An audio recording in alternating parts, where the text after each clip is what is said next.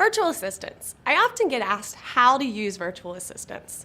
So first and foremost, how do you hire a virtual assistant? Well, it's just like hiring anybody. You go to Craigslist and you put on what you're looking for. But here's the thing. If you are in Austin, Texas, for say, I don't have to just list in Austin, Texas. I can list nationwide because virtual assistants are typically located all over the US. Another place that you can get a virtual assistant is through TeamDoubleClick.com.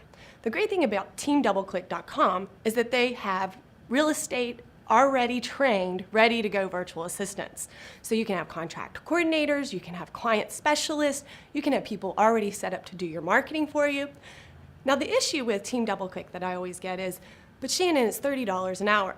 The difference is you don't have to train them. They're already trained and they're already licensed, so you don't have to worry about it. But if you do want to go the route where you want to train the person, pay them less, that's when you go to Craigslist. And on the Craigslist, when you're looking nationwide, I always recommend looking in the smaller communities because you never know if there's a stay-at-home mom in the middle of Nebraska that can help you with what you're looking for. Now the next thing is, what do the virtual assistants do for you? Now think about this real quick. The first transaction you ever completed is the exact same transaction that you complete today. So 10 years ago, the day my clients went under contract, I picked up the phone and I called them and said, congratulations, you're under contract. And then I would send them an email that would say, congratulations, you're under contract. Now we need to set up your inspection. You also need to call the lender to get your good faith estimates. You see, every single time I sell a house, I have that exact same conversation. So what I did is I created a system or a process, and I wrote down every single communication with my clients that I have on a regular basis. So I started from the beginning, the first time the clients called, all the way through the transaction, wrote every single email that would go out. I have that process held in a cloud. I use DocuSign or Google Docs, whichever one you want to use is perfect. But I keep it in a cloud so that my virtual assistants from anywhere in the world can access that process. So when my clients call in for the very first time, my assistant just goes into incoming client and she can see the phone script. But that way, she knows what to do every single time throughout the process. And I'm not having to train her, I don't have to be with her face to face. Think about McDonald's.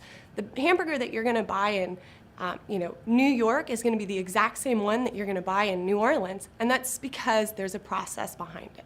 So with virtual assistants, you're going to train them to work your processes. There's 3 different virtual assistants I use. The first one is my incoming clients. The second one is my transaction coordinator, and the third one is my client relations specialist.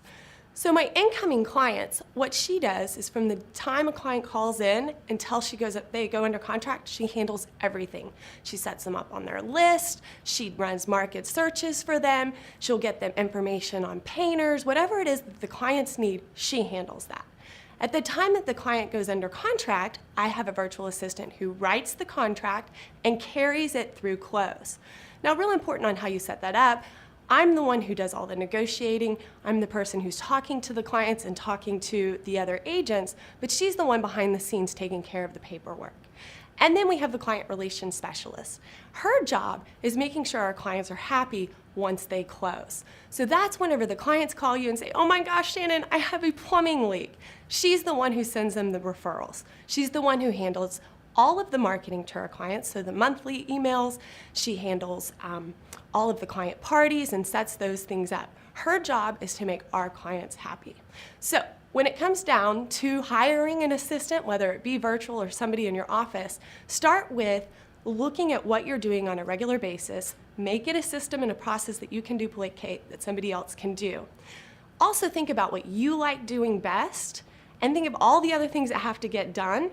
Hire somebody for those other things. You do what you like doing best, have them do the work you don't. So hopefully these tips will help you when you're looking for your next assistant.